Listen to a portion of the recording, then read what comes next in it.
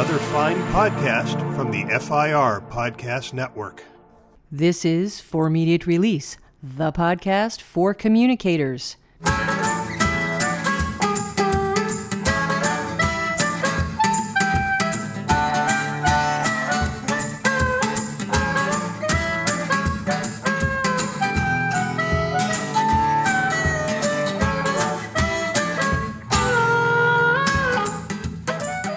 Hi, everybody, and welcome to For Immediate Release. This is episode 486, the long-form episode, the monthly ones we do for October 2025. I'm Neville Hobson in the UK. I'm Shel Holtz in the US, and we have a jam-packed episode for you today, so we're going to jump right into it.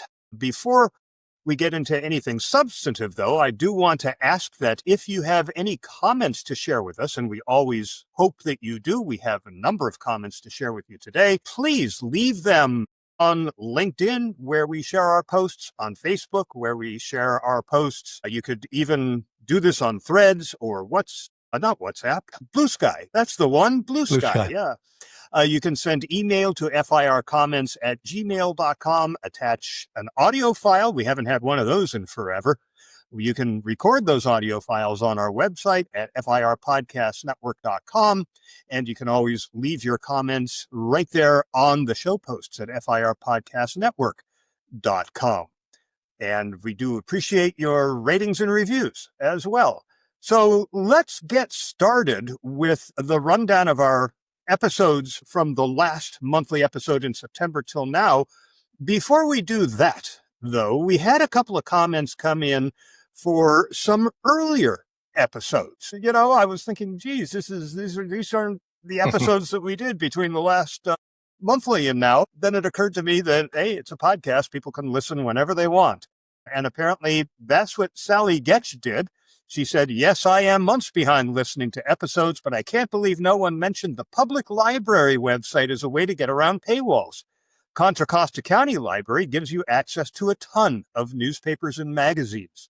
So if you're trying to get around a paywall, check out your local library's website. They may provide access to that. And I have to confess, not something that occurred to me. Me neither. Episode 478, we have a comment from Steve Davis in Australia. He says, hi, Shel and Neville. I haven't heard the term AI doomer before, and I don't know if it's right for me or not. We've been integrating AI tools for about 2 years in our practice, but we're very focused on integrating them in a nuanced way. Maintaining the primacy of the human aspect of our creative and marketing business is key, and it's what brings a lot of value. AI tools, and particularly large language models, help me do some grunt work in pulling some of our ideas together, but always on a short leash. Because of the name of our business, we have a great affinity with Oscar Wilde. There's only one thing worse than being talked about, and that's not being talked about. So I start every workshop with one of his quotes. However, at a recent one, using AI in a thoughtful way, I actually wrote a song for Oscar to sing. You're welcome to use any or all of this if it helps illustrate an approach to thinking about our charming little robots. I have a couple of thoughts on this before I go to his comment on episode 479. The first is, well, thank you for that little ditty, Steve. And rather than the usual music we use to play out the episode, we'll play that, and we will include a link to your musical channel on YouTube in the show notes. But in terms of the doomer, these are the people who believe that AI is going to end humanity. And P-doom is the percentage of risk that you think there is around the potential for AI to end the world. And in AI circles, they tend to ask each other, what's your P-doom? And everybody knows what that means. Oh, 70%, right?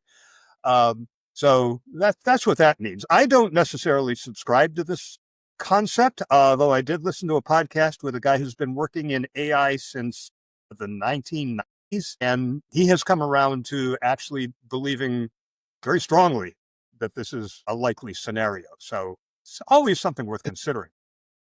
It's totally new to me. I'd not heard of that term before. It may be an American term that we bandy around here, although I hear it on podcasts all the time, and you can listen to those anywhere, right? For episode 479, Steve writes, Hi, guys. I'm not sure you get these emails. And that's because I only check our email once a month before this episode. So we don't do comments during our short form midweek episodes. So, Steve, that's why you didn't hear us reference it. But do appreciate these. He says, I've just been listening to episode 479 and the noble idea of creating a community site to get authentic content and attract LLMs. The problem is that increasingly people are contributing AI-generated content into these places in lieu of actually writing content themselves. LinkedIn has basically become a cesspool. I hold little hope for new communities to thrive unless there is some mindset shift or mechanism to ensure what's being shared is being communicated directly by humans. If not, these community projects will become yet another source of plastic information. That's probably not as harsh a reading of the situation as the Oscar Wilde song I sent you last week, but it shares some common ground. And to that, I would only say, I guess your experience on LinkedIn is based on who you follow, because most of the people I follow are definitely still writing their own content, and I'm able to speed through anything that looks disingenuous or, as you say, Steve, plastic. But I also think that those communities, in some regard, are alternatives to being found in search engines. Building the community and having those people engage in conversation, I think, may find its way into LLMs, but it's also an alternative for getting your content out to people as opposed to having them go to the 10 blue links on the first Google search engine results page. Just a thought. Yeah, makes sense. Totally. No, great comments, Steve, and the song, really super. I enjoyed listening to that. Good voice singing that, really super. So let's look at the few episodes that we've done since the last monthly. That was episode 482. We published it on the 29th of September. The lead story in that, like all our long form episodes, this has 6 topics. That's why they take long. The lead story in this one, though, was talking about work slop. So it's kind of like AI slop, except in the workplace. So it's the latest term referring to low quality AI generated content in the workplace that looks professional but lacks real substance. So we explored the sources of this, how big a problem it really is, and what can be done to overcome it. A couple of other topics in that episode, notable to mention, Chris Hewer is at work on a manifesto for the H Corporation. And he had an online session, which I participated in, of people interested in this, which is, in a sense, making organizations human-centered. It needs a lengthier narrative to go along with that to help you understand what it is. But he covered that in what we commented on, which was a summary, a lengthy summary in a post on the recent online discussion leading up to talking about the H Corporation. So it's definitely worth listening to that. One other topic we talked about, which we've talked about a few times on the podcast, that communicators everywhere continue to predict the demise of the humble press release. But one PR leader has had a very different experience with that intriguing snippet. You can dive in and take a listen to that. So that was on 482. And we had a comment from Chris Hewer, in fact, thanking us for adding so much incredible value to the conversation on H Corp Manifesto. I am truly honored to have had your friendship and support now for almost 20 years, but in this big moment, the stakes couldn't be higher. Particularly important in our efforts to define the human-centric organization is a point you raised that I hadn't properly considered. The role of communicators in all this is to ensure that the attention of leadership and stakeholders is placed beyond the short-term efficiency gains and into the impacts of tomorrow. Not only in terms of thinking about the unintended consequences of layoffs, rifts, such as that experienced by Duolingo and Klarna earlier this year, but also in terms of the longer-term consequences of markets losing customers because they don't have income to buy the organization's products or services.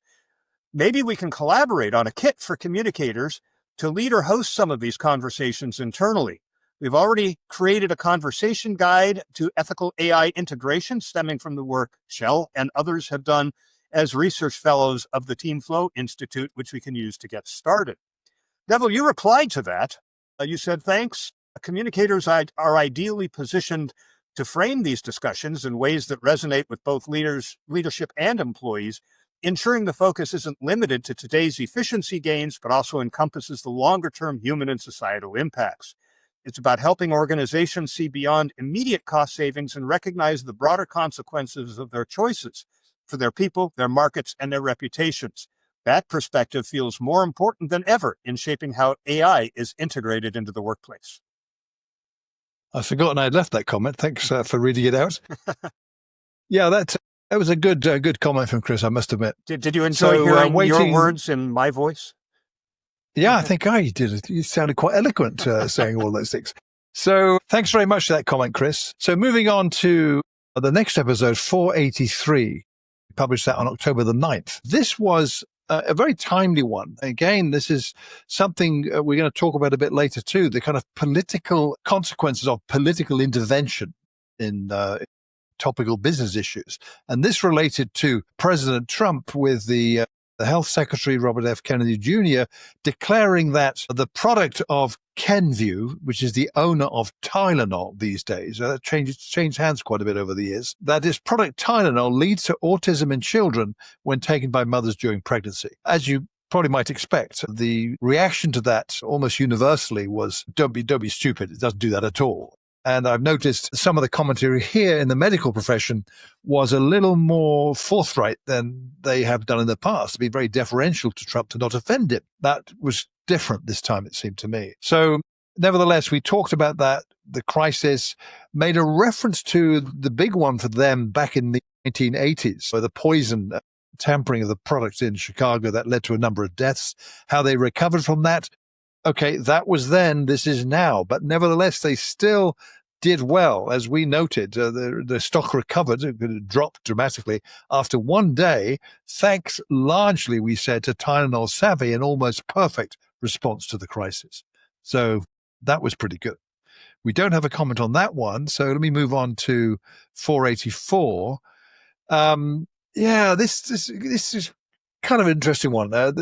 We talked about the public relations industry maybe having its Tilly Norwood moment.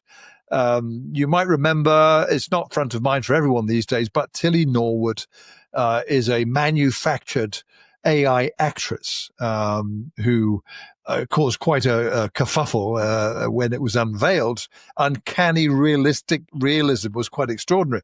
So is this the Tilly Norwood moment for the PR industry with the introduction of Olivia Brown, a 100% AI PR agent that will handle all the steps of producing, distributing, and following up on a press release? Is this PR's future or just part of it?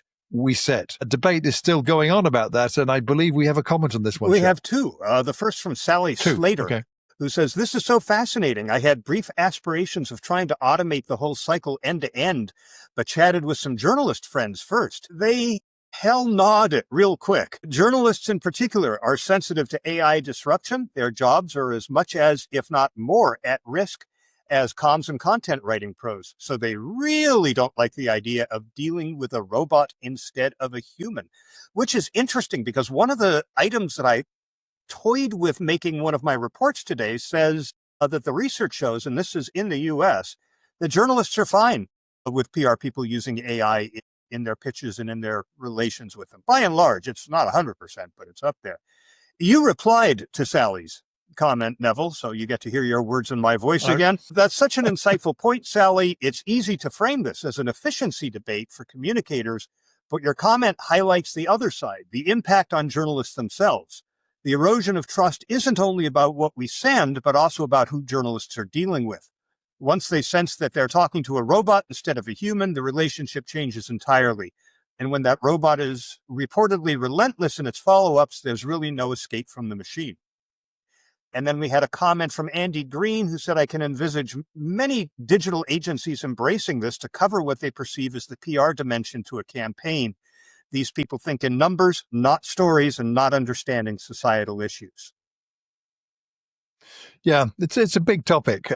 I think the bit that tended to excite people in this particular story was the way in which I've seen other people commenting on this, that this is an end-to-end solution in a sense that you tell the PR, the virtual PR, what your campaign is all about. It goes away, plans it, prepares the press release, handles all the follow-up. And therein lies the interesting bit, because I've seen words used to describe it as relentless follow-up. It will not stop.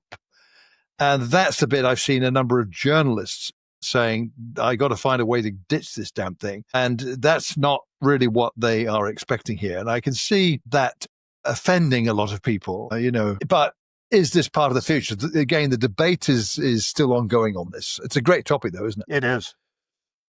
So then 485 is the last one we did before this monthly episode. We did that one, published it on October the 21st. Is it time to stop trying to go viral, we asked in that one. Crafting content with the intent of going viral has been part of the communication playbook for more than a decade.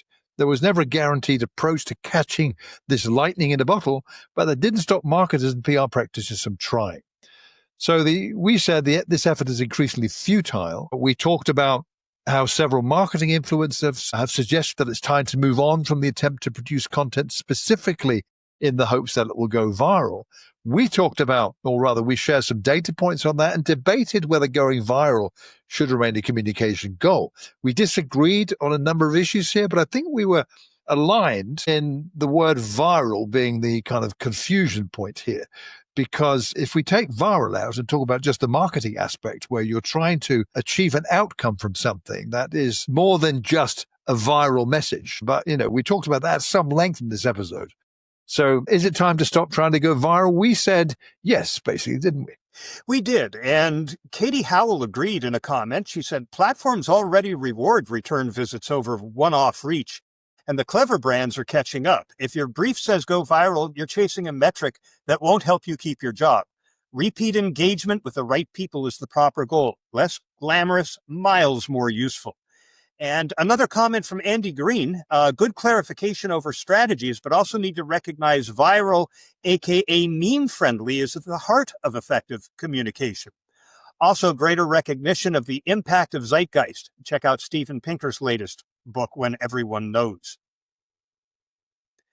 Good comments. Yeah, and thanks No everybody question. for your comments. They really contribute a lot to these monthly episodes, so keep them coming.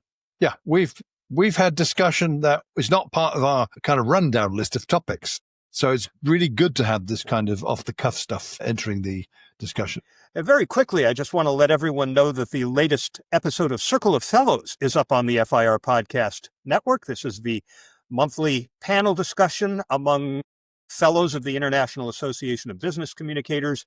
This was a really interesting discussion about the fact that the role of the communicator keeps evolving, but the goal of supporting the business and the business plan remains absolutely fixed. And how do you square that particular circle? We had Lori Dawkins, Mike Klein, Robin McCasland, and Martha Muzichka on this episode. It is up now. We've just recorded it this past Thursday. It's available for your listening pleasure. Episode 122 is on November 20th at 5 p.m. Eastern Time. And another interesting topic, it's about preparing the next generation of communicators. And we will have 5 fellows in addition to me moderating this episode. It will be Diane Gajewski, Sue Human, Theomary Karamanis, Letitia Narvez, and Jennifer Waugh. So put that on your calendars, November 20th at 5 p.m. for that conversation.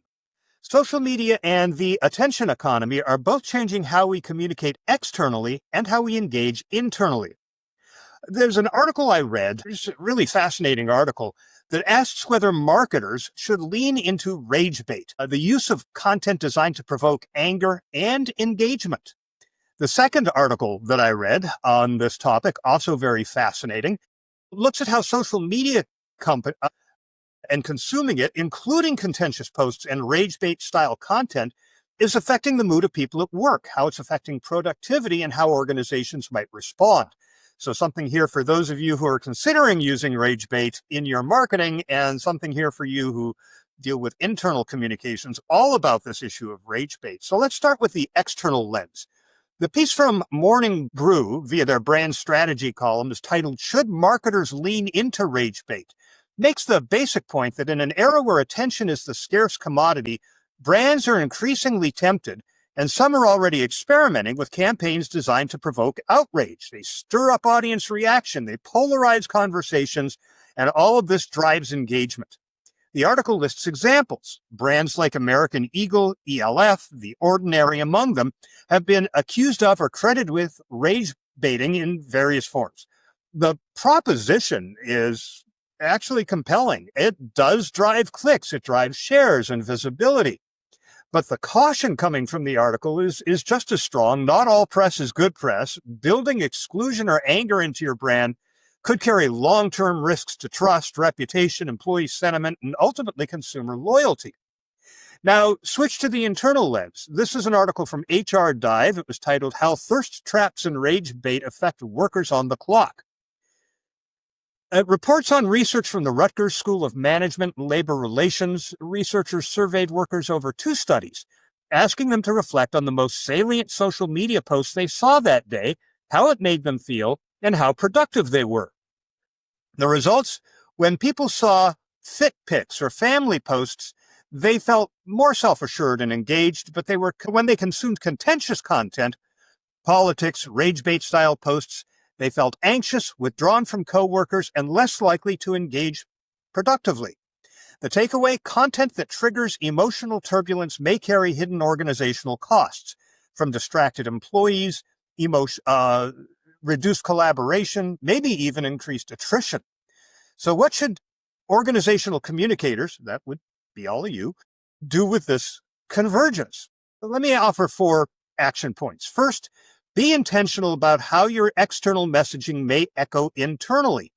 If your brand is experimenting with provocative campaigns, calling out norms, stirring up debate, maybe even courting a little outrage, ask yourself, what are the internal ripple effects? An external campaign that invites polarizing reactions may energize some audiences, and I would argue possibly just in the short term, but internally, it could signal to employees our company is comfortable being controversial. That could boost excitement for some, but raise discomfort for others. Communicators need to work with HR and talent teams to assess sentiment inside the organization. How are employees reacting, especially those who engage on social media during the day? Are we inadvertently creating internal friction or disengagement by the tone we adopt externally? Second, create and enforce thoughtful social media consumption policies and supports. The HR Dive article suggests a practical approach, treating social media use at work like a smoke break. Designate pause time, especially during heavy project phases, because volatile content can hijack someone's attention. As communicators, you should partner with HR and IT to provide guidance and structure. For example, quiet hours of connectivity, guidelines for personal device usage during high-focus times, and training about the emotional contagion of negative or polarizing social content. Document the rationale, productivity, well-being, and team cohesion. Third, align external and internal narratives around emotional tone and brand purpose. If your brand decides that provocative is an acceptable part of your tone, then the story you tell employees must reconcile with culture. Yeah, we provoke debate, but we do so respectfully, grounded in purpose, and we value inclusive dialogue. That alignment prevents cognitive dissonance. Our brand is edgy externally, but our culture is conservative internally. And it supports trust, which we'll be talking about in greater detail later.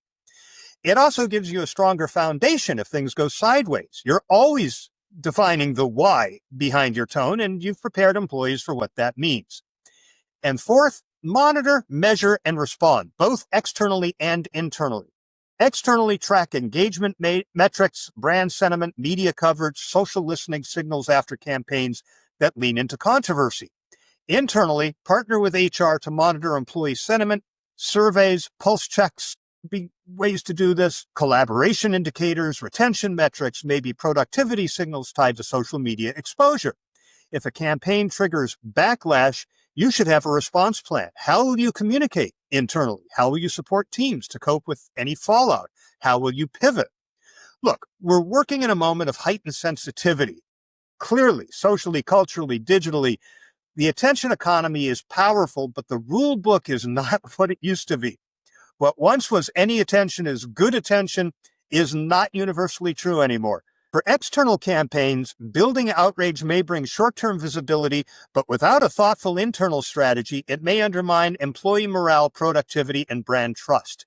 And inside the organization, the invisible cost of consuming polarizing social content is real and measurable. So the role of the organizational communicator becomes as much about internal ecosystem design as external narrative design. You're not just pitching or broadcasting, you're orchestrating tone, channel, culture, and consequence. If you lean into controversial creative, do so with your eyes open. Prepare your employees, monitor sentiment, align culture, and build in the feedback loops that show you're aware of the risk and capable of navigating it. Yeah. Interesting listening to what you're saying, Shell. My own thought is I have almost an inbuilt instinct that this is a bad thing, rage bait.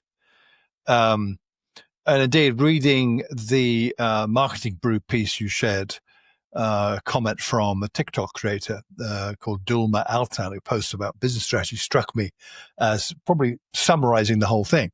If rage bait becomes a widely adopted strategy, she says, she anticipates that audiences might unfollow brands to avoid seeing it. And there, to me, is a big alarm bell. I recognize the interest many marketers have in provocative kind of content, whatever we call it, rage bait. Okay. Example, I suspect, would be something that's very topical is the American Eagle's controversial Sydney Sweeney campaign for jeans. Just one recent example, Marketing Brew says, that got plenty of people talking.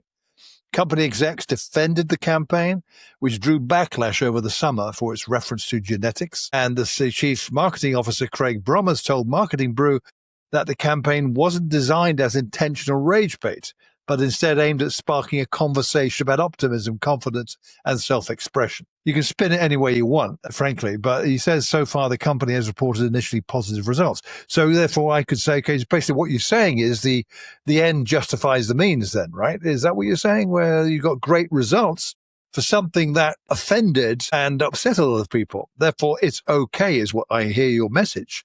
I think you're dead wrong, mate. That's really not what you should be doing at all. So I wouldn't support this at all. I don't see any redeeming feature of this that has honor attached to it at all. You know, there's other examples we could talk about, but the American Eagle one I did find quite interesting how that played out. And there are other examples too. And it's interesting the angle you brought into it, Shell, on the impact it will have on employees.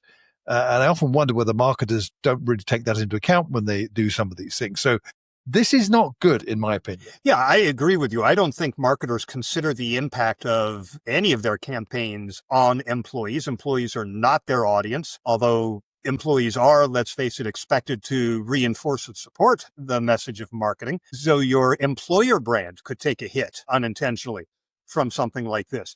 But you also referenced from that article that the people who are offended by it could stop following you. What that means is that the people who are still following you are the people who are likely to succumb to this kind of rage and enjoy getting worked up and angry and hurling invectives at other people in the conversation.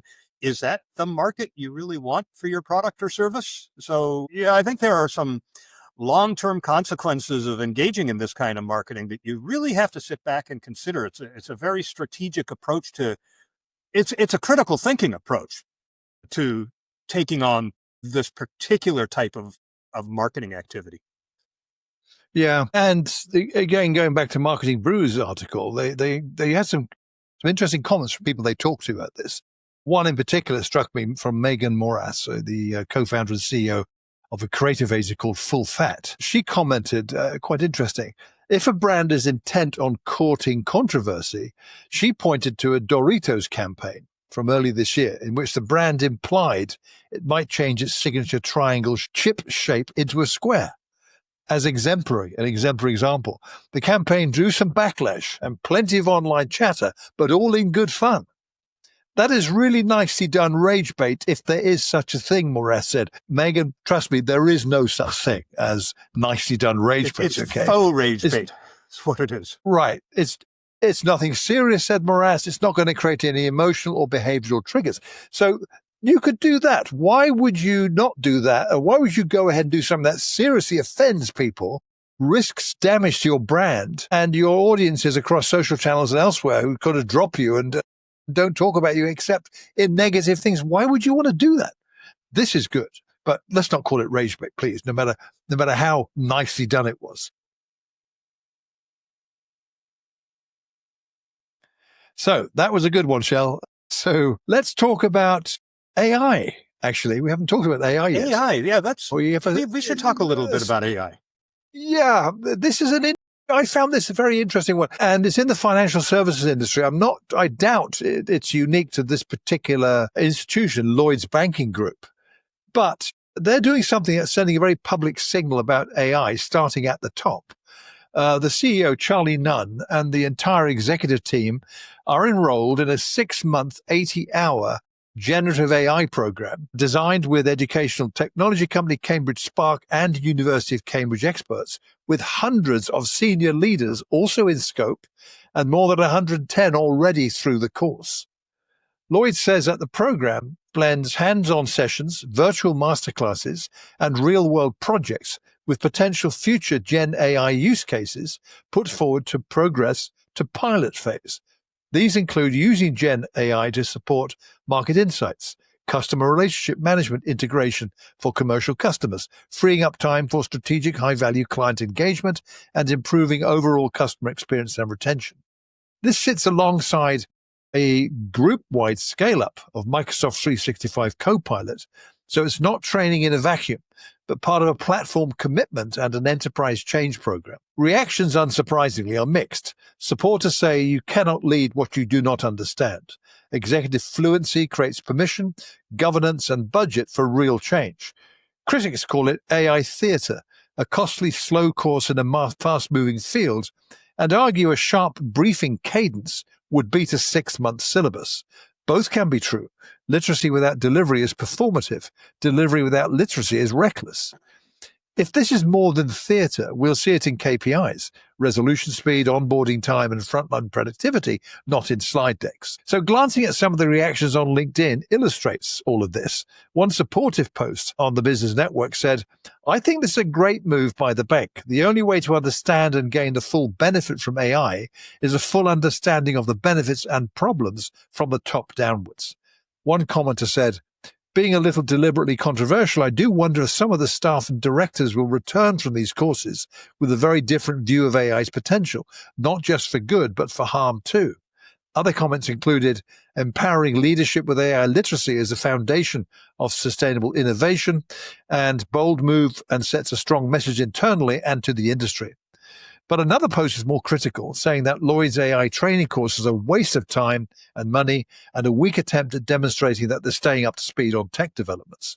What they learn in month 1 will be mostly obsolete by month 6. One commenter on this post said, "Most AI education is not as good as what you'd get if you just asked the AI to teach you about it." Well, according to Lloyds, their entire executive committee and senior leadership team are expected to complete the program by the end of 2026. The communication question is whether this becomes a credible narrative of capability and control or raises expectations that the bank cannot possibly meet on customer experience, risk, or productivity. Is this smart leadership signaling that builds real execution muscles or a well-packaged promise that will be hard to cash? I do wonder.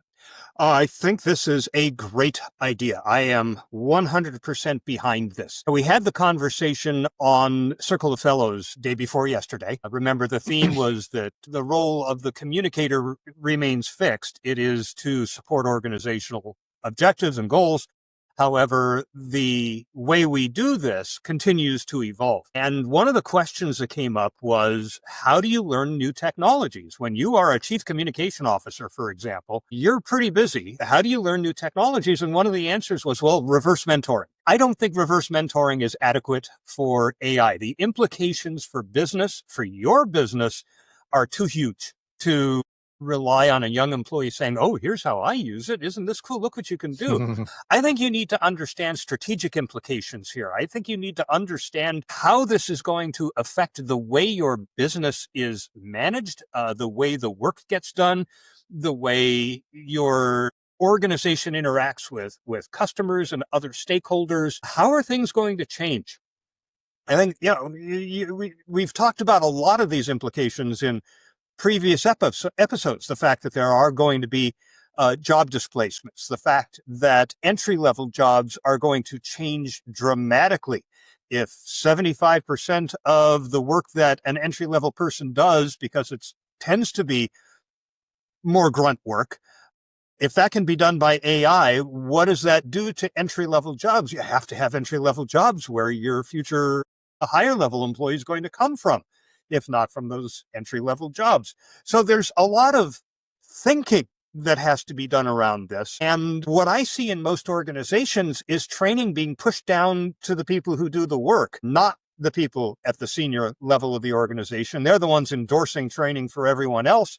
They're not learning it themselves. And how can they lead the organization through this kind of change? And let's be clear, we've never seen the kind of change that's coming before. And I think this is the way to do that. You get your leaders completely immersed in it and trained in all the dimensions that are going to have an impact on your organization. I think it should be a requirement. And I think it's actually kind of sad that there's an article about an organization that's doing it, because that means that most of them are not. Yeah, I'm with you on that. And I agree fully that I think this is an extremely good idea, a very good initiative. When I was researching and looking into it, it became clear to me that this was truly immersive up and down the every hierarchical level in the organization. So that at the end of this 80-hour program over a 6-month period, the leadership team and the whole executive committee are going to know what it is, how it works, what are the impacts in X number of areas in the business throughout the entire business, to understand the magnitude of what this means. And it puts them in a very good position, I think, to ask questions, to support it, to debate it. If they don't want to support it, they don't think it's very good, that'll stimulate further discussion. So it's kind of like they are on the same level as the folks lower down the organization who are doing all that grunt work you mentioned. And they will understand more about the value of that and what support those people need elsewhere in the organization. So it is interesting, and it's totally unsurprising to see some of the criticisms out there. That is just illustrative of people's different opinions. And I think the fact they've done this, and then the scale up of Microsoft 365 pilots in parallel with this in a wider part of the organization, they're taking this extremely, extremely seriously. And I'm sure other institutions in the financial industry are doing similar things, I bet, except I saw Lloyds writing about it themselves. I saw media reports on what Lloyds doing. And Lloyds' press releases about some of the stuff they're doing were extremely well explained what this is all about. So I think it is something that is worth paying attention to how they're doing with this. So it's good that they have shared this information. I'm baffled at the notion that there's criticism of this. You don't want the leaders of organization to be up to speed on the technology that's going to change the entire world. I mean, come on. Yeah. I just don't get that. These are the people who are going to be guiding the organization through this change. And if they don't understand it, they're not going to guide the organization very well. Go figure. Yeah. Well, there's a new report out from McKinsey. They are a report machine. They are a report factory. So there's always going to be new reports out from McKinsey. This is a good one, though, and one that, as we are so focused on AI and some other issues that organizations face on a daily basis, is one that's sort of bigger, and we may not be seeing the forest for the trees. The role of corporate affairs is being redefined in a world of rising geopolitical and geoeconomic complexity. And if your eyes glaze over, that is probably part of the problem. Because if you work in communications, external affairs, or stakeholder relations, this really is something you need to pay attention to. They begin this with something that we all are sensing right now, that geopolitics is back, and in a big way. After decades of a relatively stable global order, we're now seeing rising trade policy shifts, export and import controls, sanctions, regulatory fragmentation, and governments using economic tools in strategic ways. These changes are putting new pressure on companies, not just on operations or supply chains, but on how they engage externally, how they structure themselves, and how they tell their story. McKinsey's research finds something really intriguing. While executives view trade policy change and geopolitical instability as major risks, only 28% say trade policy change is a top leadership priority, and just 15% say geopolitical instability is. So there's a gap between risk and attention. That is where we step in. The article lays out a 5-point playbook for upgrading the corporate affairs function. And I want to walk you through these, and then we'll talk about what you can do in practical terms. Number 1 is map the world.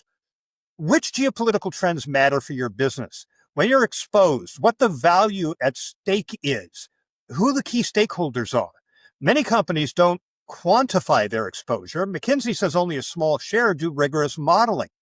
Find your corner solutions, your best case and worst case, so you know what you need to be prepared for. Next, hone your narrative and strategic offering. Once you know the terrain, you need to refine how you talk about it. McKinsey notes that language matters. For example, the difference between the word advocacy and the word lobbying. And leaders are increasingly expected to act as commercial diplomats. For communications people, this means your story can't be generic. It needs to reflect the geopolitical context behind the business and tailor the message accordingly. Third, optimize your engagement. It's not enough to hope that someone will listen. You need to engage proactively with regulators, governments, associations, third parties, and choose the right level and channel. For example, you might find local or state or provincial officials more relevant than national ones, or you might use a trade association forum rather than a press event. It's about effectiveness, not volume. Fourth, adapt the function's organizational structure. Corporate affairs can no longer be an above-the-line support activity. It needs to be embedded in the business units, aligned with key metrics and operationally relevant. For communicators, that means moving from being message makers to being strategy partners with influence on business decisions and operational design. How much do we talk about wanting a seat at the table? Want to know how to get one? Finally, the article calls for upgrading skills, analytics, geopolitical insight, and even AI. McKinsey notes that while AI and analytics can help, communicators must be paired with these AI tools in order to provide that human judgment. This means getting comfortable with new tools, but also building the strategic thinking around them. So what does this mean for you, the organizational communicator, right now? First, advocate for and help lead the map of the world exercise. Partner with your risk, operations, and strategy folks to identify the top geopolitical and trade policy issues that affect your organization. Which markets are exposed? Which supply chains cross sensitive jurisdictions? What's at risk if things change? Number 2, revisit your messaging to reflect these stories and risks. If your company is operating in geopolitically sensitive markets, your external and internal narrative should acknowledge that and not simply assume a global will work the same way everywhere story. Choose language that resonates with regulators, governments, local stakeholders. Point 3, review your stakeholder engagement plan. Are we talking only externally when something goes wrong? Are we connecting with the right offices and arenas? Should we be attending different forums, using different channels, working with different third-party partners? This is your chance to make the engagement smarter. The 4th action point, elevate your role in the organization. Use this geopolitical context to show how communication really matters to the business's license to operate. Work with business unit leaders. What do they need? What are the key risks for them? How can you help structure narrative, engagement, and intelligence so it's not just a communication afterthought? And action point 5, embrace new tools and insight. You don't need to become a data scientist overnight, but you should start experimenting. But just one thought, use scenario planning for external fill. Build a what-if narrative for potential trade disruptions or create a dashboard tracking emerging regulatory actions. We're not just talking about a world where communications can add polish. We're talking about a world where communications and external affairs, and by extension, organizational communication, has to be strategic, agile, and grounded in real business context. As McKinsey puts it, your function can either shape the geo-economic environment or be shaped by it. If you're in communications, raise your hand and say, let's upgrade how we do this. Let's map our exposures, refine our narrative, engage more smartly, embed ourselves in the business, and build new capabilities, because this change isn't going to slow down anytime soon.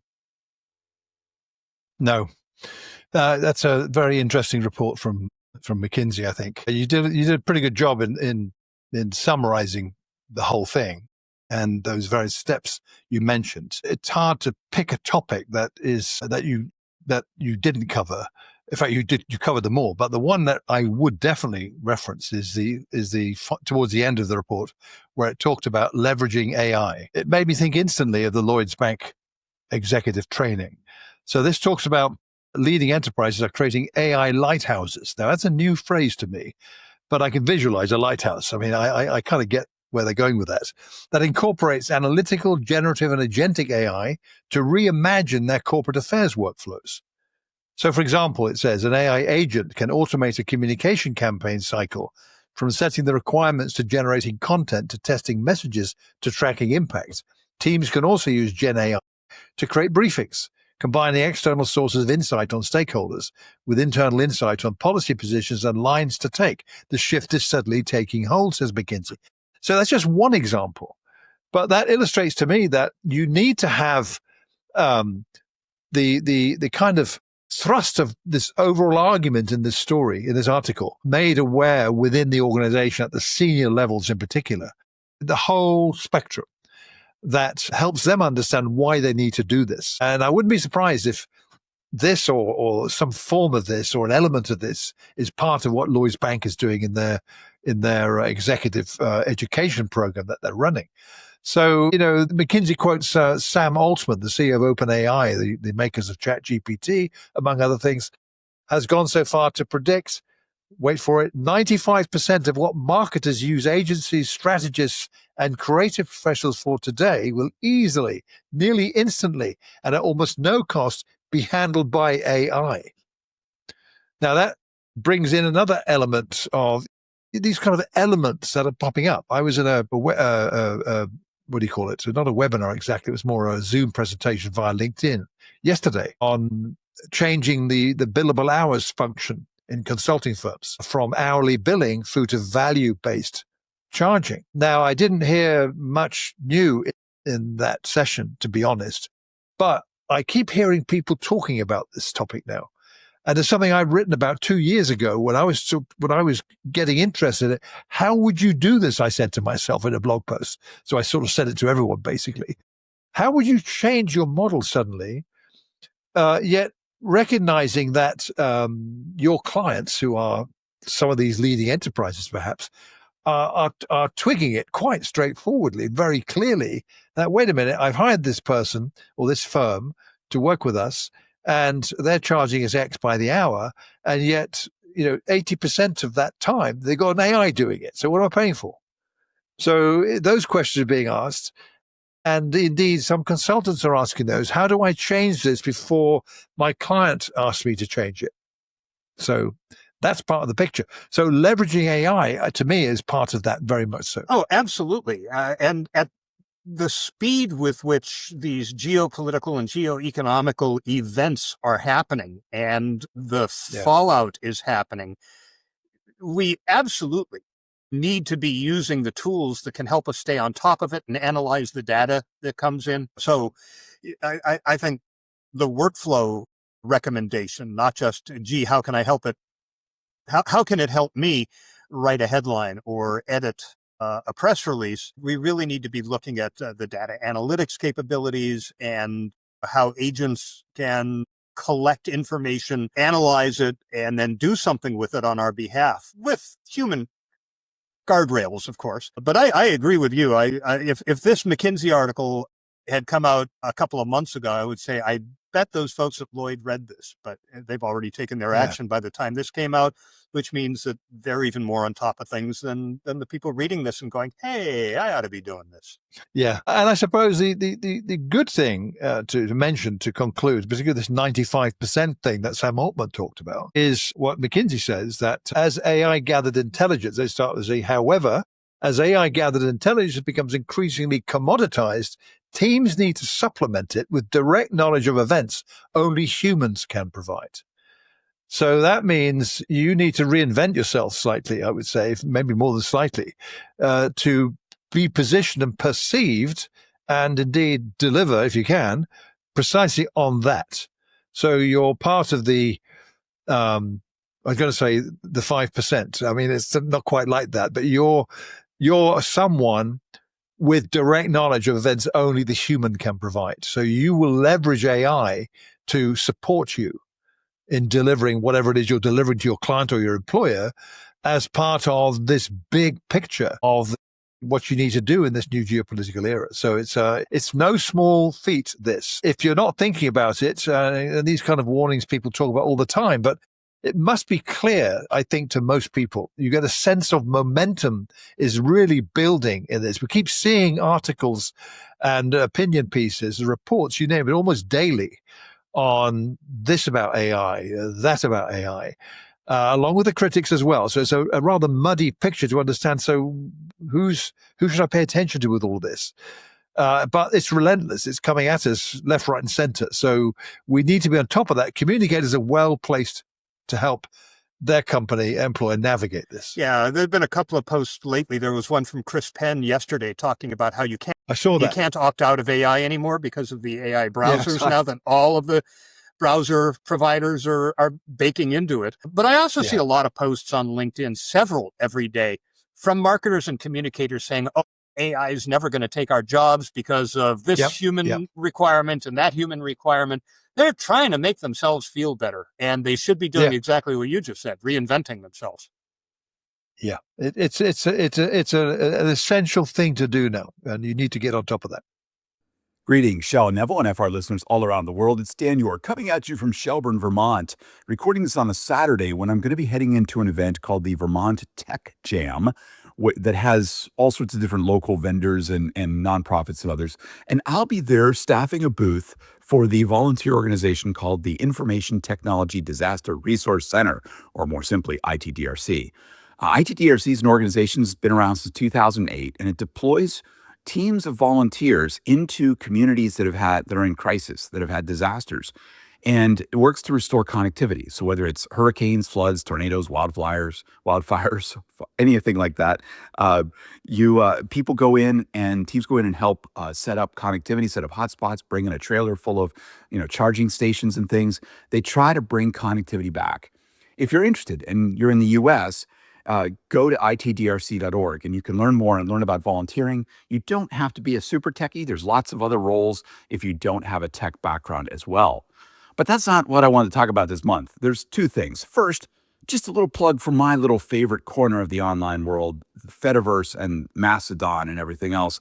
One of the interesting news pieces this month was that the folks at Mastodon have given a lot of thought to starter packs in the way that Blue Sky has had them, where you could quickly get a list of people to follow and things.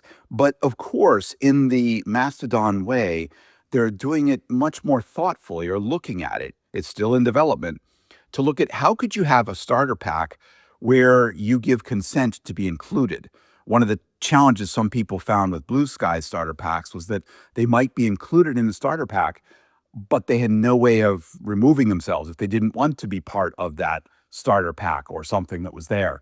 So with Mastodon, very much like with quote posts, where you need to give your permission to even be quoted, or set that as a setting for your account, and you can retract yourself from being quoted if somebody did so in a malicious way that you don't like. They're looking at doing it the same way where you give permission to be included in starter packs. You set that as a general setting. And then if somebody were to include you in a pack that you didn't like, you could remove yourself from that. So very much a consent-based kind of system. Stay tuned. This is probably something in 2026. But for those of us still caring about a different kind of social networking, I thought I'd pop that out so that you'd know that this kind of thing is out there and brewing. The main topic I wanted to talk about this month was AI browsers. That seemed to be the thing that's been happening. And I want to talk about it and why it's interesting, but also why it's super challenging. So let's back up. Web browsers. Like somewhere 65, 70% of the web, maybe even more by some stats, is people browsing with Google Chrome. It's actually even higher if you add the 5 to 8% of Edge, because it is based on Chromium, which is, again, Chrome type of thing. So you've got that. You've got Safari with around 20 to 25% of the market. You've got my dear old Firefox down about 2% and some other browsers out there. We could use a few more browsers. It would be good to have more competition against Google Chrome. It's kind of hard when one browser has so much market share. Then you start to become dependent on the whims of the browser manufacturer rather than the open standards and protocols that have made the web such that it is. So into this picture come a set of AI browsers. Perplexity came out with its Comet browser several months ago and did it by an invite only. And in this month, they opened it up to everyone, probably because of the competitive threat of ChatGPT, of OpenAI, excuse me, coming out with their ChatGPT Atlas browser. And it is a browser that you can download and work with it. Now, here's the positive side. And I've seen people talking about this more so with Perplexity's Comet because it's been out now. What can happen is Perplexity can sit there as a personal agent right next to you and take actions on the web pages that you visit. And so it can fill out forms, or I saw a demo of somebody of it going out searching for promo codes that worked and using them, doing other things to organize your content, summarizing your email messages that you see right there, other kinds of stuff. There's all sorts of ways that these browsers can work. They are, agentic in our terms that we're saying these days and everything else. So I don't begrudge the fact that there's great convenience. But Anil Dash wrote an excellent post that he called ChatGPT's Atlas, the browser that's anti-web. And he talked about how when he installed the Atlas browser, what he did was he just did a search on Taylor Swift Showgirl to see what it would do. Would it give him links to videos, playlists, other stuff? It created a whole web page that it looked like a web page that he got back.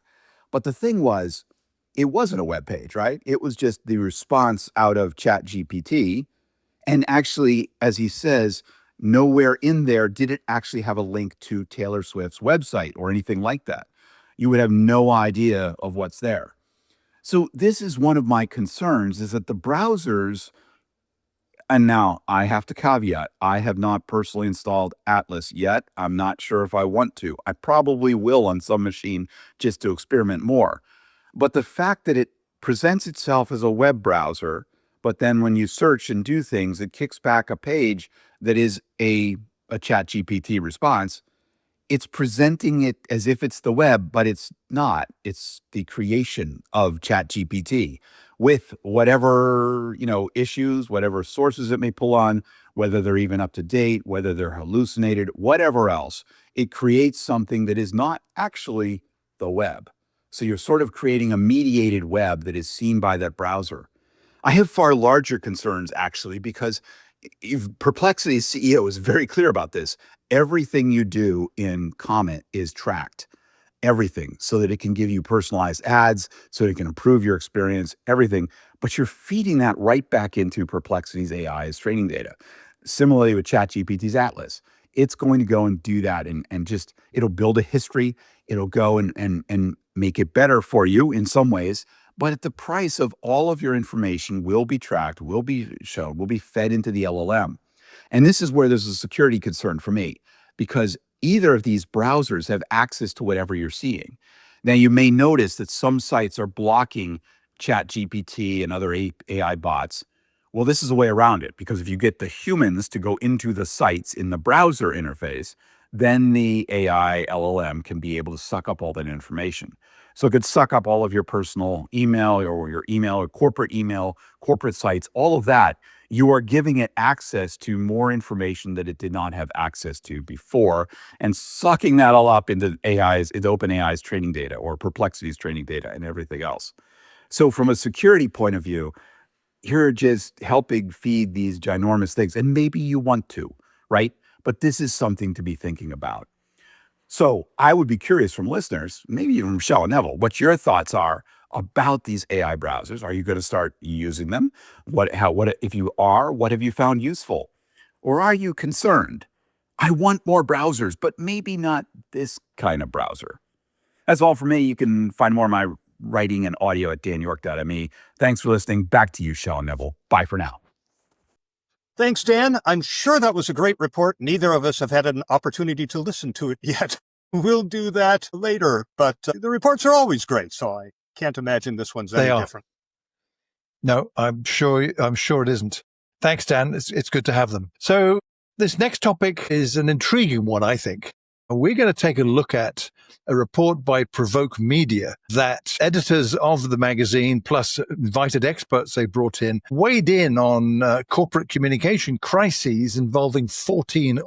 So these included Tylenol, Nestle, JP Morgan, Cracker Barrel, Suntory, Intel, Meta, Adidas, Astronomer, Jet2, and more. We talked about Tylenol ourselves in episode 483 in early October. So 14 corporate comms crises, that's quite a bit, and many will be familiar to you. The report reveals a world where reputation risk is increasingly shaped by behavior rather than policy, and where leadership conduct, cultural context, and digital amplification combine to test corporate credibility in real time. These crises share a clear pattern. Behavior lights the match, culture supplies the oxygen, and context decides how fast the fire spreads. The organizations that recovered fastest moved with speed and accountability, not legalistic hair-splitting.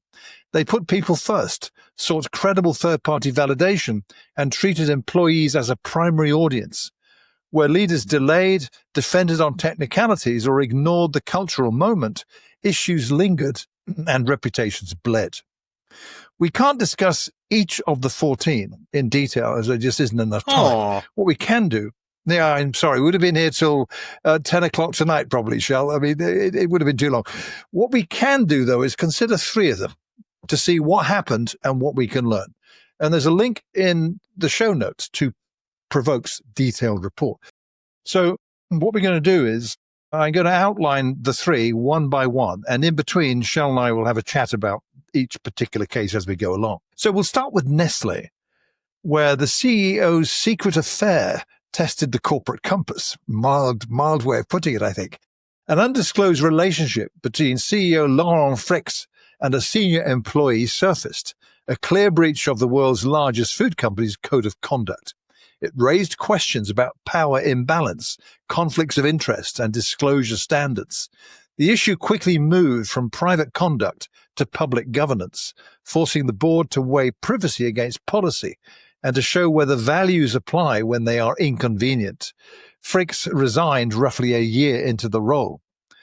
Already suffering from a sales slump and bracing for new US tariffs, the Swiss company saw its share price dip after Fricks' departure, compounding its underperformance.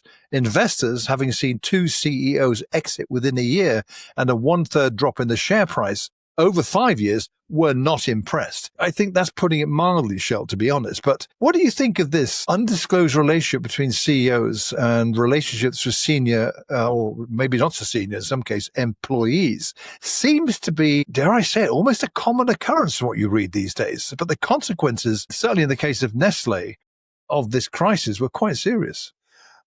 Very serious, especially since this company has been going through CEOs as if it was a revolving door. And for the world's largest food company, a little stability at that senior level is probably a good thing. But you're right, this is becoming a routine thing. Probably the most notorious case recently is the CEO of Astronomer, a tech company, at the Coldplay concert, getting caught with his head of HR on kiss cam, both of them married, but not to each other. You would think that senior executives in these roles would see these things happen and the consequences when these secret affairs are revealed and say, I can't do this, but we are biological beings, and people succumb. So I don't know that we can stop these stories from emerging when they happen. I can't imagine that they're going to stop happening. The question is, how do we deal with these? And what did the Provoke article say about how Nestle dealt with this? Was their analysis that they dealt with it effectively?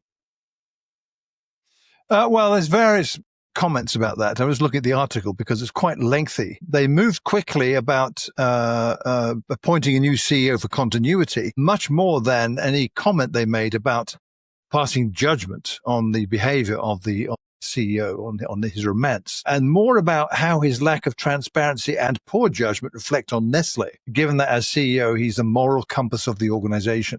So that was the backdrop behind all of this. And it doesn't go into any detail about what led Frex to the decision to leave, but he resigned swiftly and left very fast, and there was no exit package. And he seems to have vanished now. So I'm just looking to see, the main comment basically is the share price effect, the negativity of the share price that was negative on the news of the ousting of the CEO. But public perceptions in Switzerland have not followed suit, they say. According to Caliber, a reputation management firm, the company's reputation has improved steadily over the past 3 years, with its trust and like score rising from 50 in the third quarter of 2022 to 69 in the same period of 2025. A measure of how much people trust and like the brand on a 0 to 100 scale. This suggests that in Nestlé's home market anyway, the company is viewed as handling the incident appropriately. It remains to be seen how the change of guard and continued coverage of the story will affect its reputation in the coming weeks and months. So, intrigue, it's a Swiss company, and the Swiss are different to the rest of Europe in how they regard such things and the behavior. So they were impressed with how it was dealt with within Switzerland, but that remains to be seen how the rest of the world feels. Yeah, and of course they're a global company. One thing that I miss, at least I haven't heard it or seen it in these types of stories. I haven't seen it in the astronomer story. I haven't seen it in the Nestle story. Is that they take action relatively quickly. This is a violation of our policy. It's unacceptable, and this executive will be leaving. And we're going to hire another one who could very likely do exactly the same thing. We never hear what we're going to do about this to keep it from happening in the future in order to protect the reputation and protect the brand. Yeah. And I think maybe that's something that organizations should think about. In any crisis, you're supposed to say, here's what we're going to do to make sure this doesn't happen again. Here's something that is clearly defined as a crisis, and there's none of that with any of these organizations. Yeah, and that doesn't come across at all in this story. One additional comment talks about how Nestlé's bigger challenge lies beyond one wayward CEO. Talk about the new CEO, Philippe Navratil, has his work cut out for him, and it will require clear communication about what strategies he'll pursue to turn the business around. So it's not about the wayward CEO, it's the actual business story. But that's not where the problems stop, according to this person. Too abrupt CEO departures can erode employee trust and damage culture. Nestlé needs to manage its external positioning and rebuild morale internally. So yeah, that new CEO's got his work cut out for him, I'd say. Okay. So then our next story is on Suntory, the Japanese global drinks company. This case is the hard realm of product integrity. The leadership crisis began when CEO Takeshi Ninami resigned amid a police investigation into suspected illegal supplements, although none were found. Executives moved fast with the press conference, while President Nobuhiro Tori said the conduct fell short of what is expected of a chief executive. So this is Japan, and the culture of how people apologize and address issues is very different to how it would be in the West. So according to Provoke, crisis experts point to disciplined governance in the response, external counsel engaged early, tight board CEO coordination, rapid public disclosure, and deliberate avoidance of commentary on live legal matters, all of which limited speculation and protected shareholder value. The playbook was cross-functional, legal, HR, and comms moving in sync, with internal stakeholders treated as first-order audiences to maintain trust. Context mattered too. In Japan, pre-verdict resignation signals moral responsibility and respect for stakeholders. Notably, Ninami asserted his personal innocence in his capacity with the business lobby, separating that from his corporate role to reduce the company's reputational risk. The playbook that works is speed, independent scrutiny, and making customers whole, with visible updates that show the remedy is real. Choose legalistic defense and you convert a product issue into a long-tail credibility problem. And by the way, Shell, I didn't see any reference to how would they fix this to avoid this kind of thing in the future. It's not the same as a relationship imbalance with an employee. If anything, this is slightly more serious. Legal supplements being imported into Japan. So how do they prevent this? I haven't seen anything mentioning that yet, but this is, again, an interesting one. And maybe there are elements of this that would be interesting to learn from a Western perspective, because in Japan, it's very different, the culture. Yeah, I don't think this one requires that what are we going to do to prevent this in the future element quite as much as one that just keeps happening, right? But this is a case where a guy, if you believe him on the face of it, bought something he thought was legal that wasn't, and it ran afoul of the company's drug policy. That's pretty clear cut. He violated our drug policy. He's out. And as long as they move swiftly, and I think, your internal communication is probably more important than your external communication on this one. This tells you that there aren't two classes in the organization, right? If the CEO can be canned for this, means obviously you can too, but in a lot of organizations, the leaders would get away with it because they run things. The employees would be treated differently. So I think there's a positive message you could actually send to your employees here, is that we treat everybody the same. And that might be a message that would be worth taking externally as well. We don't distinguish between the leaders and the frontline employees. Everybody is subject to the policies of this organization. And we executed on this policy. Done deal. Moving on. So, They did get, Suntory did receive quite a bit of praise from critics.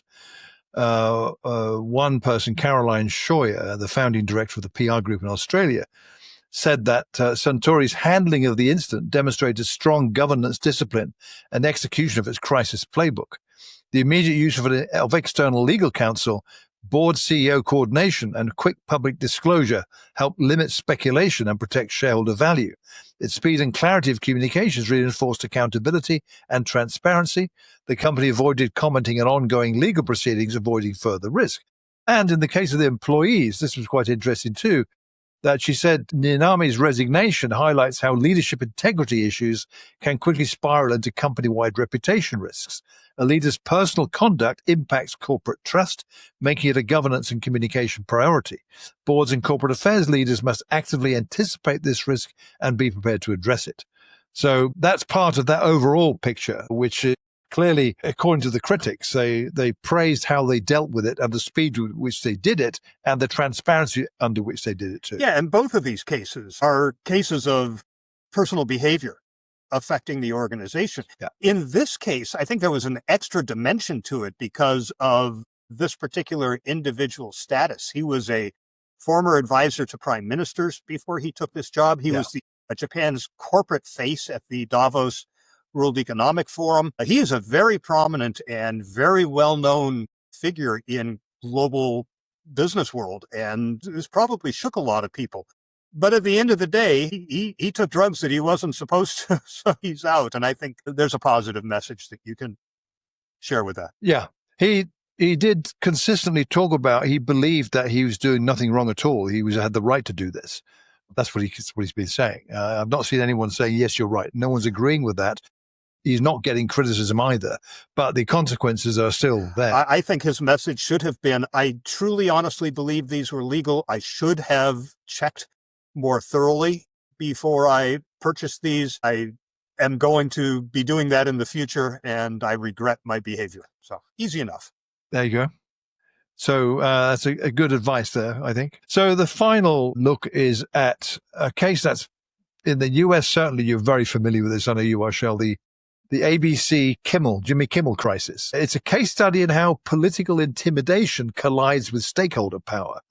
So after talk show host Jimmy Kimmel criticized the Trump administration live on air for exploiting the killing of activist Charlie Kirk, Brendan Carr, the Trump-appointed chair of the Federal Communications Commission, that's the broadcasting regulator in the US, warned ABC the easy way or the hard way, reminding broadcasters their licenses depend on his agency. Within hours, Nexstar, which controls over 30 ABC affiliates, dropped the show. ABC followed. Sinclair went further, demanding Kimmel make a payment to Kirk's family and a right-wing group. The reaction was immediate. Hollywood guilds condemned the move. Protests erupted in New York and Los Angeles, and consumers threatened boycotts of Disney parks and cancellations across Disney+, Hulu, and ESPN. Former Disney CEO Michael Eisner publicly rebuked Current Disney CEO Bob Iger, where's all the leadership gone, he said, sharpening the governance glare. Over 6 days, more than 1.7 million paid subscriptions were cancelled. Advertisers were targeted online, and under sustained pressure, the program was restored. Even Sinclair reversed. The lesson is not subtle. A knee-jerk tilt to appease a hostile regulator ignores the whole stakeholder universe. For communicators, the job is to map power beyond the politician. Customers, talent, affiliates, advertisers, and defend principle with a plan, not a panic. ABC and Jimmy Kimmel is a crisis by choice when commercial caution appears to muddle creative expression. The options are stark. Principles for sale. That invites questions about editorial independence, sponsorship guardrails, and whether a broadcaster can defend free expression while protecting its commercial relationships. Transparency about standards and boundaries beats backstage contortions every time. I don't know. Does that sort of summarize it all pretty well in your take in terms of what happened? It does. This was a case of an organization jerking its knee and acting very rashly and very quickly without thinking in terms of the long-term consequences. I think at the executive level, you get very insulated and forget what the common folk might do. But when the common folk band together, 1.7 million of them might cancel their Disney Plus subscription, which is exactly what happened over that. That is a ton of money for a company that is increasingly reliant on its streaming service for its revenue.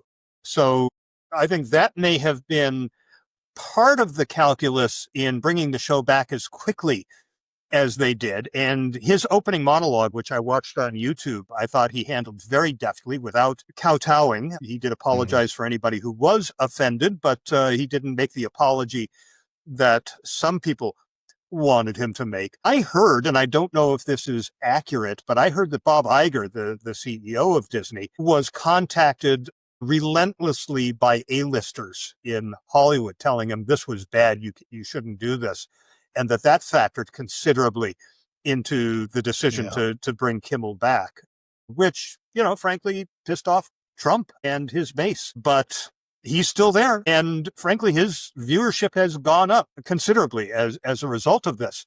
So for Brendan Carr, the head of the FCC, if he thought this was going to get rid of Jimmy Kimmel, all it did was give him more viewers. So here's another person who should have thought more long-term and more critically before jerking his knee and making such a ridiculous threat.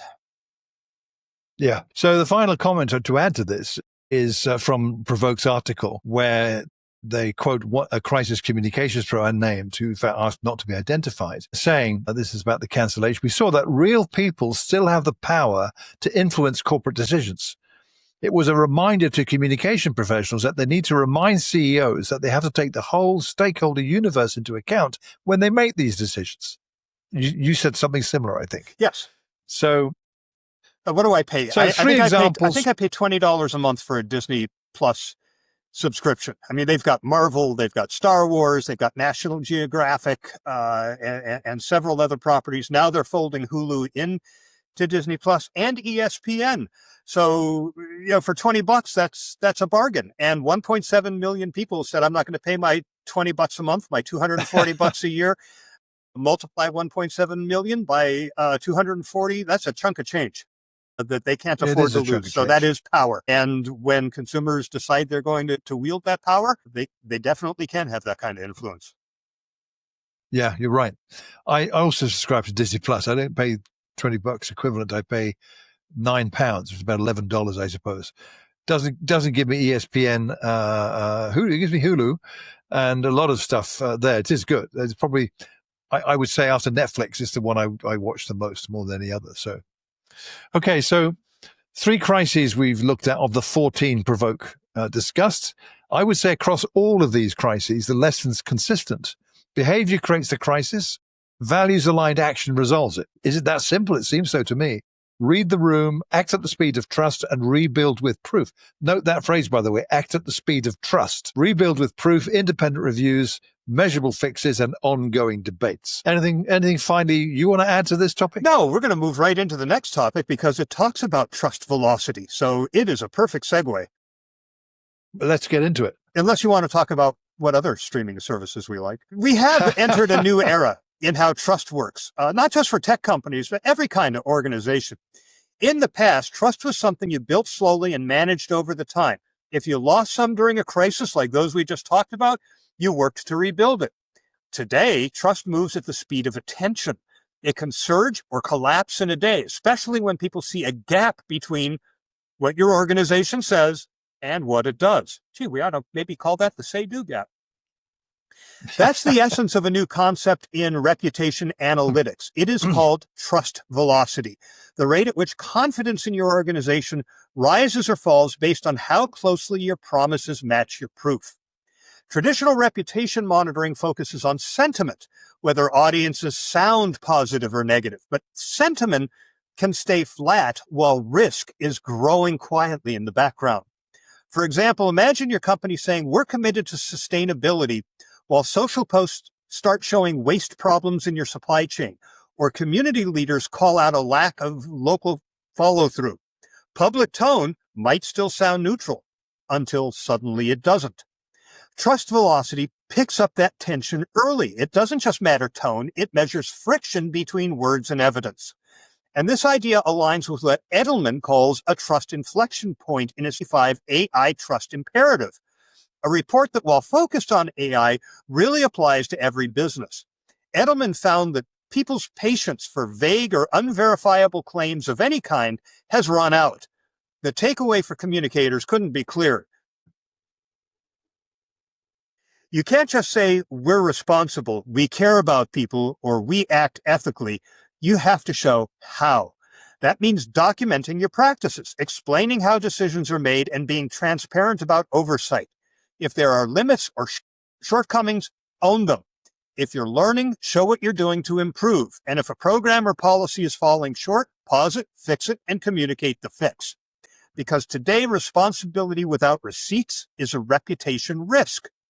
Edelman also found that the wider public has a growing sense of grievance. 60% of respondents worldwide say institutions, whether business, government, or media, make their lives harder and serve narrow interests.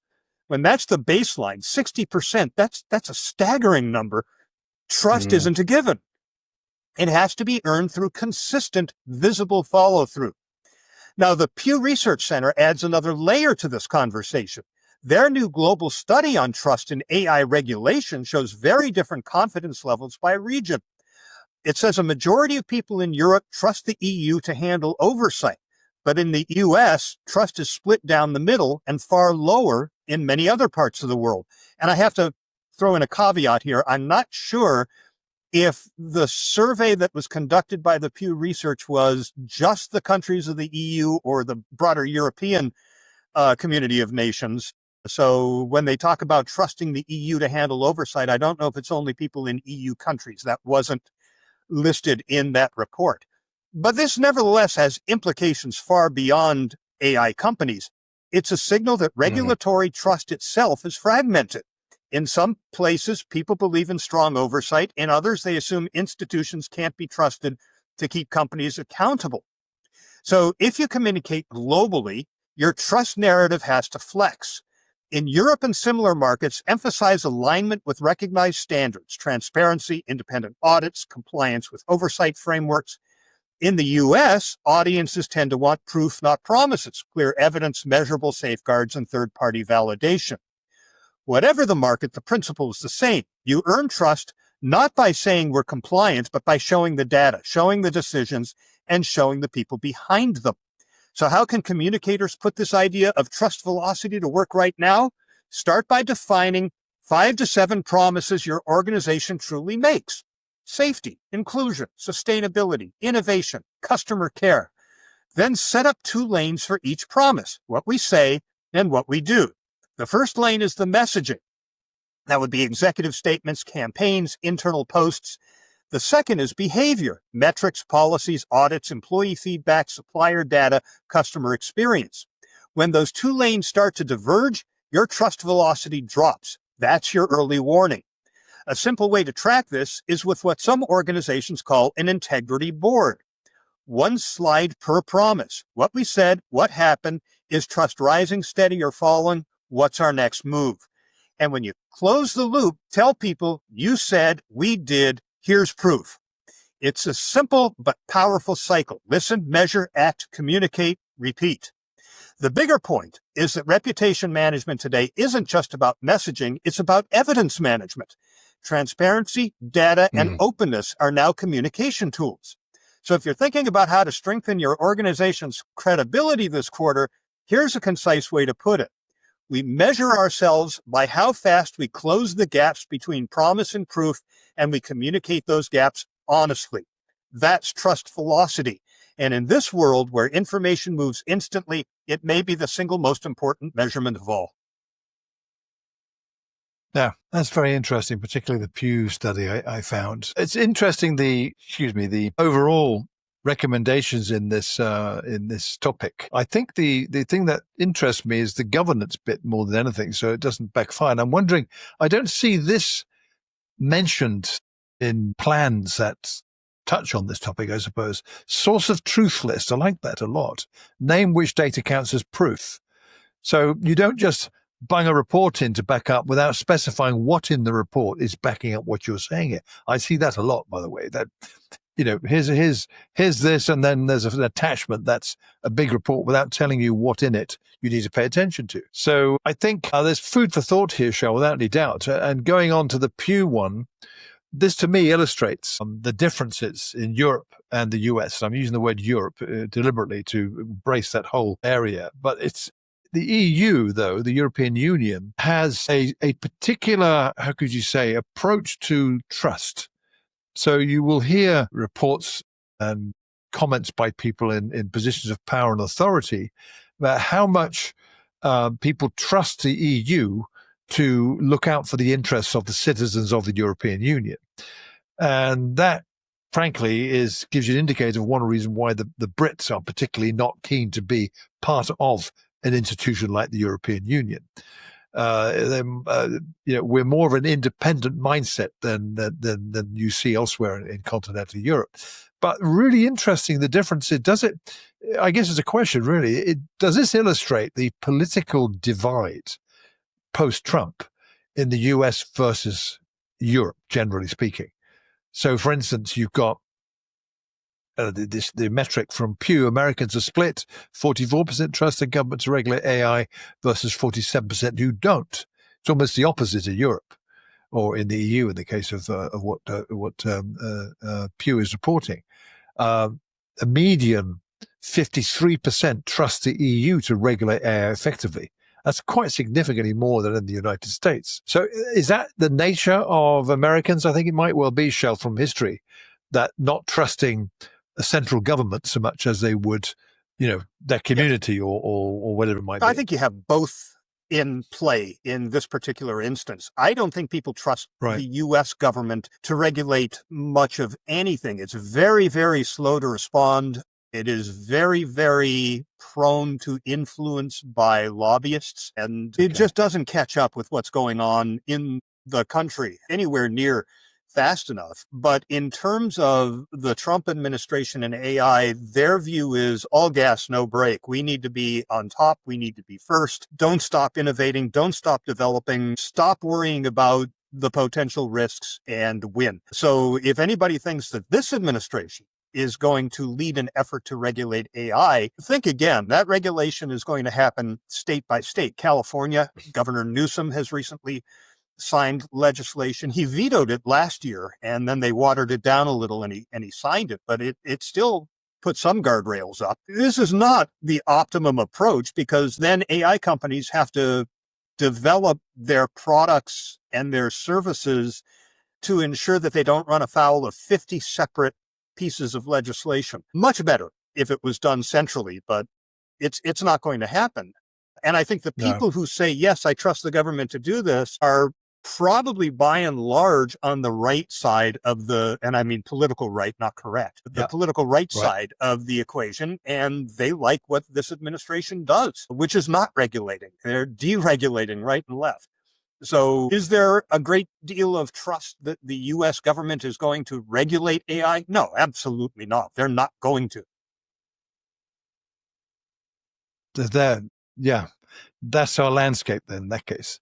So basically you're on your own, I suppose you could say, in terms of corporate approach to the implications for organizations trying to do business in various markets, whether it's within the US or elsewhere. You can't rely on your government unless you happen to be in Europe, where you're more likely to rely on the centralized state. The federal system in Europe is not like the US. There are many similarities, of course, but there isn't, for instance, EU-wide defense structure with the Defense Secretary of State for Defense, or as you have it, war, as he is now. You don't have any of that. It's still national governments, but they defer to the central control of the European Commission and the European Parliament, which is one reason why the UK's opted out, which is a whole separate topic. But recognizing the landscape, I suppose, is a key message to take away from this. Pay attention to these developments and make your plans accordingly. Yeah, and it's not just AI. Keep that in mind. Remember, we talked about things like sustainability. It's the say-do gap. And I find it interesting that the Engage for Success organization in the UK around employee engagement lists the say-do gap, which they label as organizational integrity, as one of the 4 pillars of employee engagement. I think we need to spread that now and make it the basis of organizational trust. The company I work for, trust is one of the key things our leadership is working on. So we can't be in a vacuum. I think a lot of organizations are looking at trust as the most important capital they have. How do you build it? Well, not by measuring sentiment. We have gotten very complacent with sentiment as the indicator of how people feel about us. We spend a lot of money on it. There are people out there selling it. Time to move on. I'm not saying ignore it, but we need to start looking at these other indicators as well. Yeah, I agree with that 100%. So then I guess our final story, this is a great one to end on, I have to say. This is a case study in real-time marketing with a moral whiplash is how I've titled this. Many of you listening, probably most of you will know what this story is about. The days after a Paris gang used a furniture lift to climb into the Louvre Museum in Paris and in less than 10 minutes make off with an estimated 88 million euros in Napoleonic jewelry. So the German manufacturer of that furniture lift, a company called Burker, as B-O with an umlaut, C-K-E-R, the brand is the Agilo furniture lifts, posted a tongue-in-cheek ad on Facebook and Instagram. The title of the ad, or the headline, was "When You Need to Move Fast," in German, with the copy boasting that the lift moves up to 400 kilograms at 42 meters per minute, as quiet as a whisper. The post went viral, about 1.7 million impressions versus the brand's usual tens of thousands. Most reactions were amused. A vocal minority called it crass and insensitive to French sentiment. Burker says the lift had been sold years ago to a Paris rental company and was apparently stolen during a demo. The family-run firm admits it was shocked to see its product in the news, but once it was clear no one was hurt, they decided to make the most of the moment. Whether that generates real leads remains to be seen. But marketing chief Julia Schwabat said that after the news report, countless people, our staff, business partners, clients, got in touch with us, and we thought, wow, we have to do something with this. By Monday morning, the campaign was live. So is this clever, culturally aware nimbleness, or opportunism that trivializes a crime and risks alienating stakeholders beyond the meme? The communication question is where you draw the line on humor, harm, and brand voice when you are adjacent to a scandal rather than the cause of it. Is this a masterclass in agility or a case study in playing with fire? Oh, I think this is a masterclass in agility. David Meerman Scott would in a heartbeat call this newsjacking. So I think the distinction between the kind of newsjacking that David referenced in his great book on the topic and this is usually newsjacking is when your company takes advantage of news to draw attention, not when the company involved in what you're newsjacking from does it. So that's a subtle distinction, but it's essentially what they did, and I think they did it extremely well. I could see if they'd been caught, the thieves, and had used some other piece of equipment, they could have done something like they might have gotten away with it if they had used ours. There's so much, again, as you say, nobody was hurt, which I think opens the door to having fun with this. I mean, I don't think most people are viewing this particular crime as some horrifying crime. They're thinking of it as something that you would watch a movie about, right? I've even seen Yeah. a photo Yeah. of some dapper dressed young man, and there's all kinds of discussion about whether he's the detective who's going to solve the case or if he's even real. So people are having tremendous fun with this. I don't see why the company whose equipment was used by no action of their own can't join in the fun. No, in fact, if we reference back to our conversation about rage baiting, where the comment in there about if you can do something that is a bit of fun and it provokes positive response and reaction, why would you do the rage bait route? This is sort of in that kind of area. I think, thinking about it, when I saw the heist happened, it was news headlines on every single news channel over here. And I remember seeing the photo of the furniture lift parked outside the back of the Louvre, which is on a public street. And it was parked there. And I was thinking, what is that? Is that something the police are using or what? It wasn't clear to me until it suddenly came out in the news reports. This is what the crooks used. And I thought, my God, it added an element of, you've got to be kidding me that this will happen.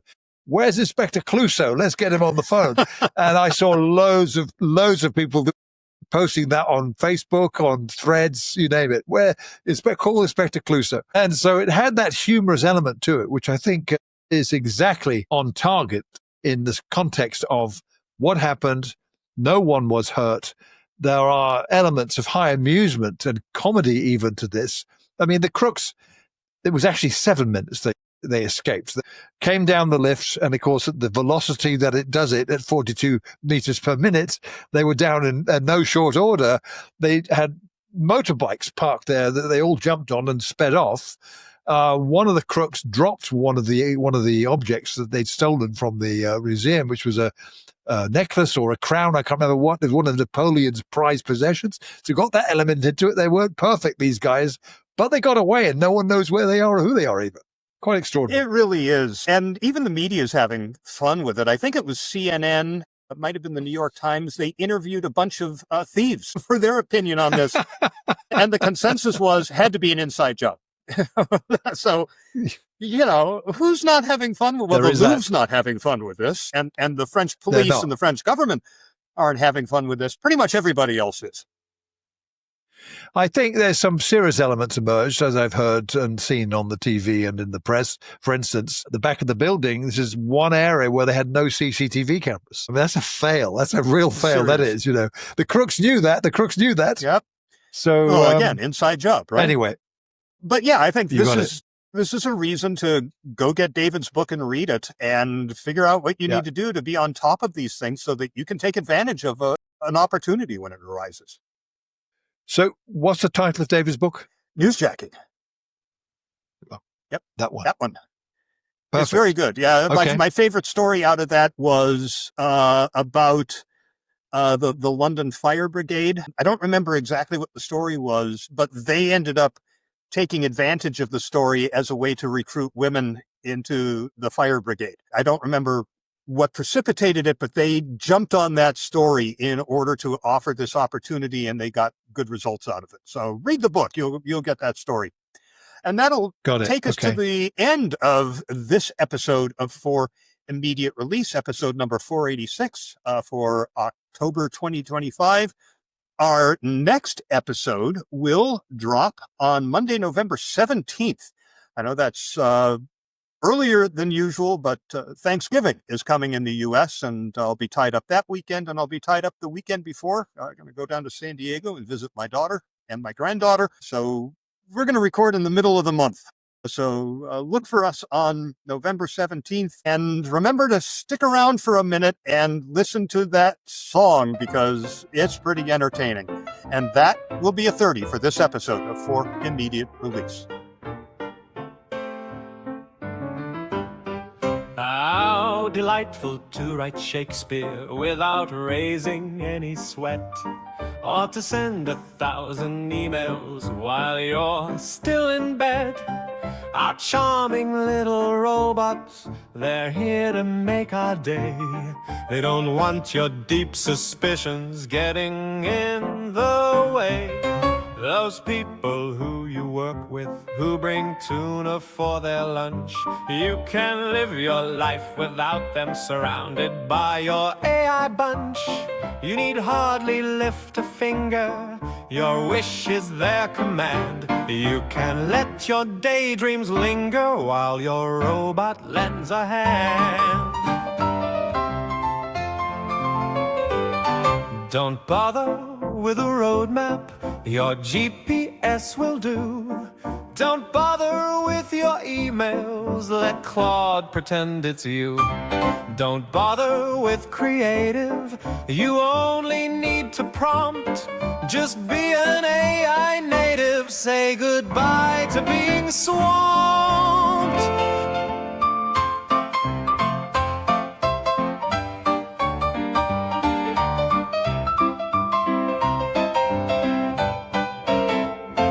But one day when your robot mixes with a different crowd, it might wonder why it needs you hanging around.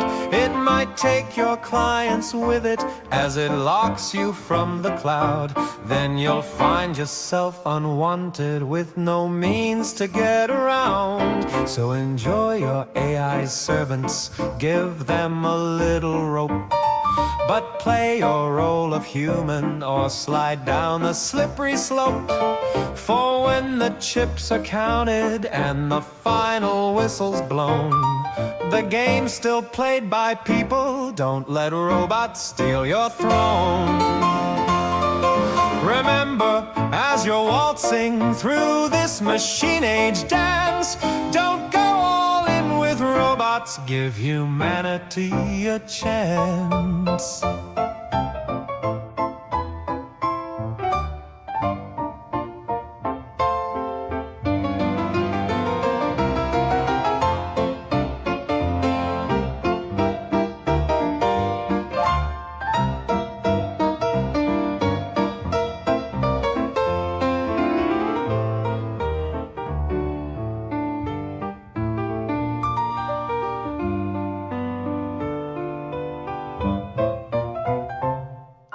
Remember, as you're waltzing through this machine age dance, don't go all in with robots, give humanity